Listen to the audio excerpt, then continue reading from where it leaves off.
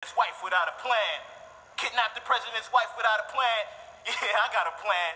It's etched with a knife in the center of my hand. So I guess I'ma have to keep my fist clenched. Walk around D.C. in the rain till my wares is drenched. Wait for that motherfucker to take out the garbage and do a press conference about what great shape this country in. And when them welfare cuts gonna begin. And when he pat his dog and kiss his wife goodbye, that's when I move in. I throw that silly hoe in the headlock. I muffle the grill so a scream stop. I whisper to her, your man ain't here to protect you, baby. He gone. I dial up my nigga Old North, tell him meet me with the caddy on the white lawn. I toss her in the back seat. I cover her head with a black sheet. Put the steel to a grill piece. Be like, if you don't shut up, I'ma lick 2 shots off in your dome piece. Watch her have fits. If she don't understand, I'ma give her a quick lesson in ebonics.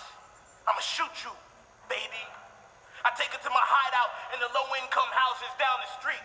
I replace her Joan and Davids with purple Reeboks on her feet. I give her 4 hungry kids, no job, no ambition, no family support, and a last welfare check. I give her crappy-ass Medicaid and an ill type of growth growing out the side of her neck. I tell her, fend for yourself, keep you and them shorties in proper health. Then after sufficient time on that hype, I'll introduce her to the crack pipe. Yeah, I let her feel its soothing effects as she tries to forget about the absence of them checks. I make her sell her jewels for it. I make her pay her dues for it. And then I'll come to her late at night, and I'll be like, yo, everything ain't gonna be all right. You ain't gonna be able to go quietly in that good night. Peace ain't gonna come till your death be done.